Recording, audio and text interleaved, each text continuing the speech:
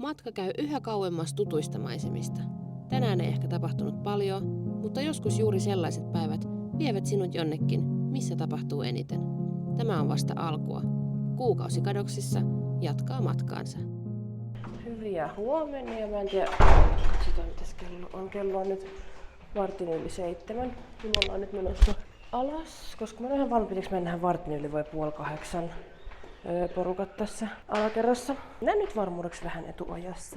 Me ei tarvinnutkaan lähteä mihinkään, koska me saatiin siitä viereisestä paikasta, missä me oltiin eilen, niin tähän ruokaa. Ei mitään hajua, tai siis mä tiedän, että tää on niin Bang niminen, mutta tästä mä en oo ihan varma mikä tää on. Kattokaa, täällä on tämmönen Super Kitty Cat.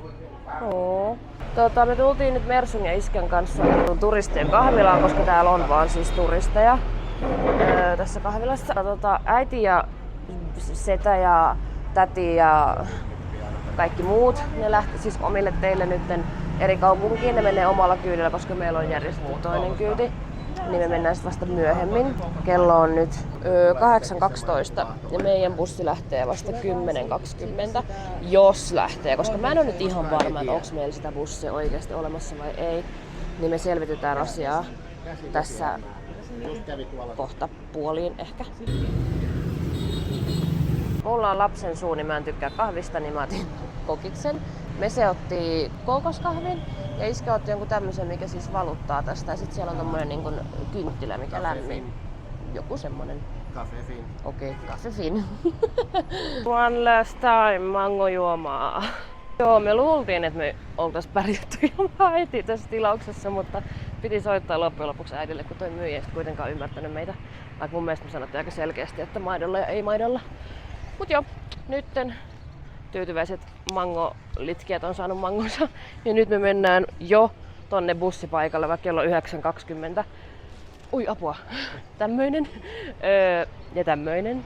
Vaikka kello 9:20, mutta kun ei näistä aikatauluista tosiaan tiedä, että jos se onkin vaikka 10:00, niin kuin esimerkiksi eilen meidän bussi, mikä ei nyt ollut ihan silleen, miten piti olla, niin me mennään nyt sinne sitten odottelemaan jo valmiiksi.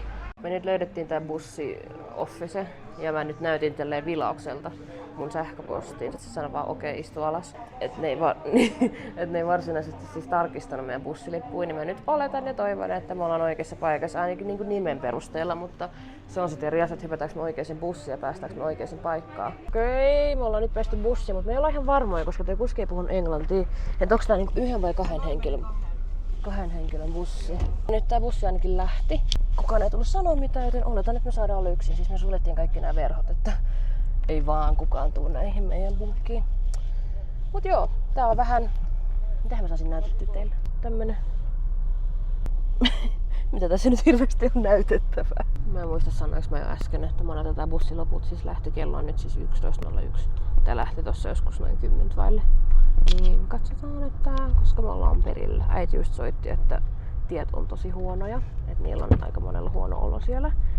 Niin mä nyt suljen tän mun verhon, että musta tuntuu, että se on parempi mulle, että mä en näe tuota tietä ollenkaan. Niin sit mä en ehkä koe sitä huonoa oloa niin paljon. Nyt on ensimmäinen stoppi. Me käytiin tossa ostaa juotavaa.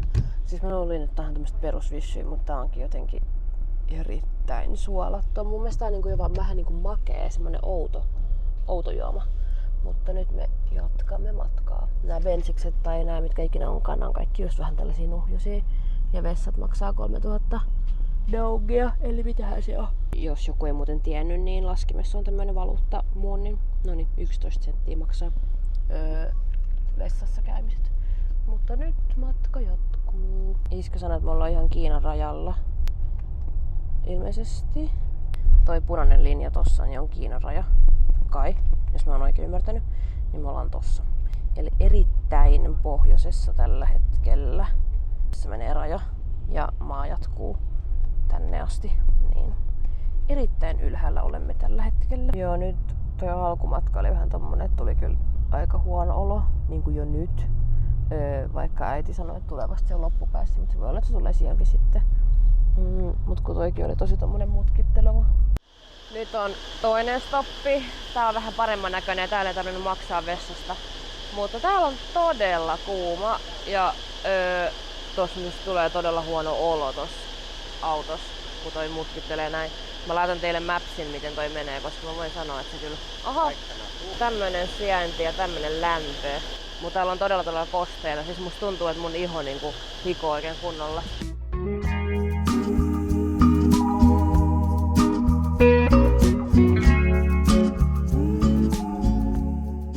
Okei, mä luulen, että me päästään tuolla äskeisellä bussilla meidän hotellille, mutta ilmeisesti ei. Nyt me hypättiin tämmöiseen pienempään autoon ja meidät käskettiin tähän eturiviin. Mutta tää ei näytä kovin turvalliselta. Tässä on niin kuin 20 muun ihmisen rinkat tässä niin kuin meidän edessä ja sitten kuskin paikka olisi niin kuin tuo.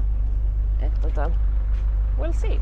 Okei, nyt täällä tiputellaan yksitellen ihmisiä pois. Tämä on siis semmonen bussi, missä on niin kuin näette ihmiset seisomassa tällä hetkellä, mutta heti kun tää liikkuu, niin noi penkit voi tosta keskiriviltä tavallaan niin kuin laskea.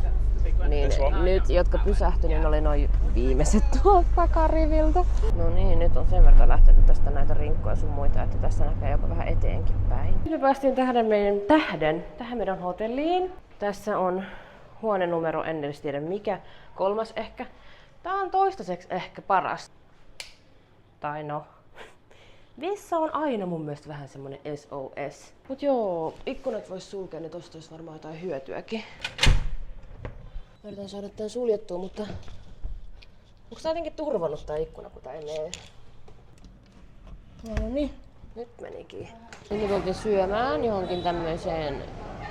Tää näyttää enemmänkin jonkun kodin alakerralta. Kuten lähes kaikki nämä ravintolat. Niin, kuten lähes kaikki ravintolat. Mut täällä ei ollut yhden asiakasta ja nyt meitä on täällä iso ryhmä.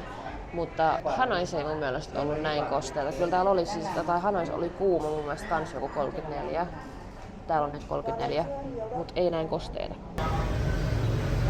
Jeps, me tultiin käymään hotellilla pyörähtää, koska mulle tuli jostain syystä vähän semmonen huono olo. Veikkaan kyllä vahvasti siitä, että mulla on vaan liian kuuma. Ja mä en tiedä miksi tän reissun aikana mä oon huomannut sen, että aina kun mä istun alas, niin sit se mun niinku kuumuus jotenkin räjähtää. Tai sille tulee niinku tosi kuuma. Niin sit mulla on kans niinku pää vähän kipeä. Varmaan johtuu, kun me ei olla juotu oikein tänään ton bussimatkan takia, koska viime bussimatka oli aika tuska, kun mulla iski hirveä pissähätä. Ja nyt mä en halunnut juoda mitään. Niin nyt me juodaan tämmöstä nesteytysjuomaa. No muuten tajusin, että mä en kertaakaan kertonut, että missä me ollaan. Me ollaan nimittäin nyt Hazangissa. Sieltä Sapasta tuli tänne bussilla joku 5 tuntia. Joo, me mennään nyt yrittää metsästää mulle semmoista, nyt ette oikein näe, mutta tällaista narua, koska mun DIY-naru mun toiseen kameraan katkes eilen ja toissapäivänä. Niin yritän löytää nyt uuden narun. Nyt mennään ihmettelemään, mitä nää pelaa täällä, koska niillä on tämmöset neliskulmaiset kamerat. Ei kamerat, vaan siis mailat. Niin toi näyttää tennikseltä, mut ehkä se on tennistä. Tää on joku, siis ihan joku harrastusjoukkue. Ja toi pallo kuulostaa kevyeltä.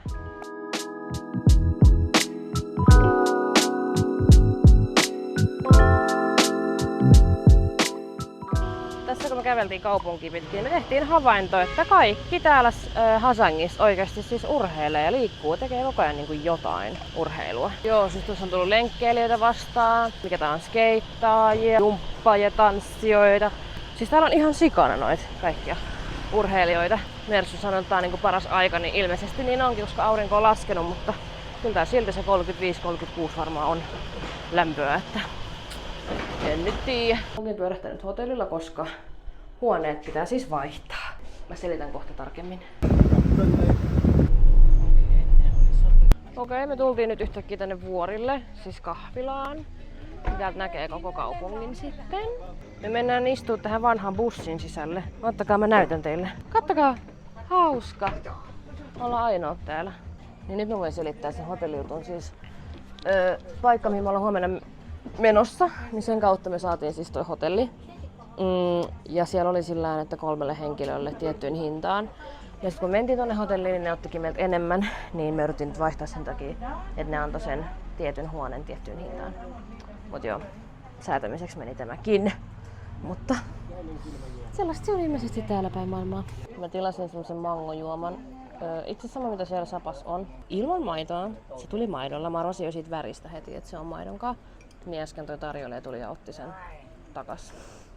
Niin tällaisissa maissa ei kyllä ehkä allergioihin kannata luottaa. Tai siis niin, että pyytää sellainen, koska sä et välttis kyllä saa niin. Okei, nyt mä sain mun juoman, mutta se on mun mielestä edelleen saman värinen. Niin. Koska kuulemma se edellinen juoma oli siis tehty silleen, että se ei ollut kondensoitua maitoa, vaan se oli siis normimaitoa. Niin sen mielestä se oli jotenkin eri asia. Mutta kun tää on musta täysin saman värinen, niin mä en tiedä, luotais mä nyt tähän, mutta mä nyt otin näitä laktoosipillereitä, niin toivottavasti se auttaa. We are back home, a.k.a. säätöhotellihuoneeseen. Okidoki, me ollaan nyt tässä uudessa huoneessa, missä ei mun mielestä edelleenkään toimi toi ilmastointi, tai sitten hyvin heikosti. Mutta kello on nyt 21.50 ja olin käynyt suihkussa pesee hiukset. Mutta oli vähän tämmönen niin kuin matkustus/lepopäivä. Ei tapahtunut siis mitään kovin ihmeellistä. Mut joo, seuraavaan jaksoon, bye! Jonossa ilmoittautumassa. Are you ready? Yeah! Kuulemma niidenkin kuski sanoi, että tää on vähän turvaton alue. Näytän teille tyypillisen vessan. Ei, vaan se on just semmonen raksamiehen hiki.